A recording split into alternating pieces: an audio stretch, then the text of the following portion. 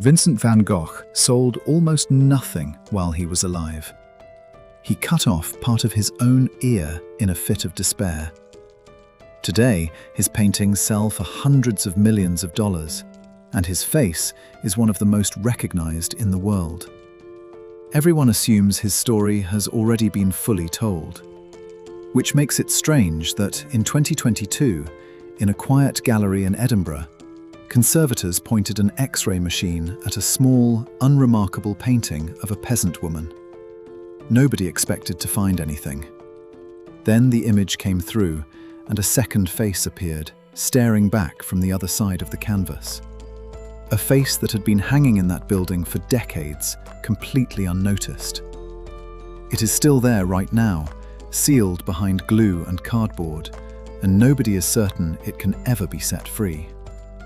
To understand what they found, we have to go back to an ordinary afternoon in 1885. In March or April of 1885, in the village of Newnan, Van Gogh painted a local woman named Gordina de Groot. He titled it simply, Head of a Peasant Woman. It was rough, dark, unpolished, nothing close to the sunflowers and starry skies that would later make him famous. Weeks later, de Groot would appear again in his first true masterpiece, The Potato Eaters. But this smaller painting drifted quietly through history. By 1960, it belonged to the National Galleries of Scotland, donated by an Edinburgh lawyer named Alexander Maitland. It became one of only a handful of Van Goghs in the entire collection, respected, but never treated as extraordinary. In 2022, staff prepared it for a routine step ahead of a new exhibition.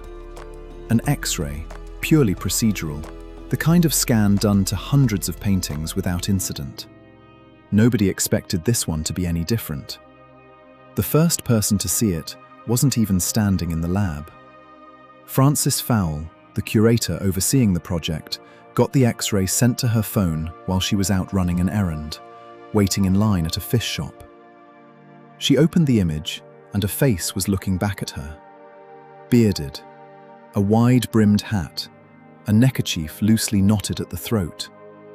The right side of the face fell into shadow, but the eyes held that same unmistakable, unsettling intensity found in Van Gogh's other self-portraits. Experts at the gallery reached the same conclusion almost immediately. This was almost certainly a previously unknown self-portrait, painted by Van Gogh himself, discovered on the reverse of a painting that had sat quietly on display for decades. Senior conservator Leslie Stevenson would later admit a discovery like this happens once, maybe twice, in an entire career. To understand why a second Van Gogh was hiding on the back of the first, you have to understand how broke he actually was. Canvas cost money, and money was the one thing Van Gogh never reliably had. Paint failed to sell, patrons were scarce, and yet the work never stopped. So, rather than paint over an old canvas and lose it entirely underneath a new layer, he would simply flip it around and use the back. Two paintings, one surface, opposite sides. Head of a Peasant Woman was finished in Newnan in 1885. The self-portrait on its reverse is believed to date to around 1887, after Van Gogh had moved to Paris and encountered the colour and light of Impressionism firsthand. 2 years, two versions of the same artist, pressed back to back against one another, inseparable, facing away from each other in the dark. The self-portrait didn't disappear through neglect, it disappeared through an act of care. Around 1905, Head of a Peasant Woman was lent to a major exhibition in Amsterdam by Van Gogh's own sister-in-law, Jo Bonga. The canvas was fragile, thin, decades old, and needed to survive travel, handling, and framing. So someone made a decision that seemed perfectly reasonable at the time. They glued the entire canvas onto a sheet of cardboard for support. At that moment, nobody was thinking about the reverse side.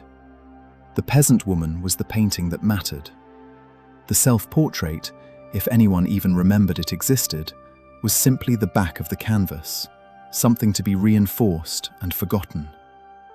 The glue dried, the cardboard sealed, and for well over a century, a completed, undiscovered Van Gogh hung on gallery walls, inches from public view, entombed by the very people trying to protect it. This is not the first time this has happened. In 1929, a Dutch conservator named Jan Cornelius Traas peeled cardboard backing away from 3 separate paintings from Van Gogh's Noonan period, and hidden portraits emerged from underneath every single one. More reverse-side works have surfaced since, several of them now held at the Van Gogh Museum in Amsterdam. Reused canvases like this were never rare for him. What was rare, until recently, was the ability to see through them without destroying them in the process. X-ray and infrared imaging have quietly rewritten what counts as a finished painting. The uncomfortable question this raises is simple. If one ordinary painting in Scotland was hiding a masterpiece for over 100 years, how many others still are? Right now, the self-portrait still exists only as a ghost. It remains sealed beneath the same glue and cardboard applied over a century ago, and freeing it is nowhere near simple. Conservators would need to remove that backing entirely without damaging Head of a Peasant Woman on the front. A single wrong move undoing both paintings at once. Even if it can be safely separated, nobody knows what condition the portrait survived in underneath. It could emerge intact. It could emerge ruined. For now, the only way to see it at all is through the X-ray itself, displayed to visitors on a specially built lightbox, a shadow of a painting that technically exists, yet still cannot be looked at directly.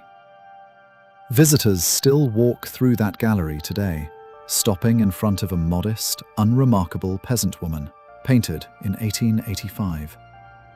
Almost none of them realize that inches behind her, on the other side of that same canvas, another face is waiting in the dark. Bearded, hatted, staring outward at nothing. One artist, one surface, 2 moments of his life, sealed back to back by glue meant to protect him. That quietly visible left ear, painted years before he ever raised a blade to it, is easy to miss and impossible to forget once you know it's there. He has been hiding in plain sight for over a century. He may stay exactly where he is, and that, more than the discovery itself, is the part that lingers.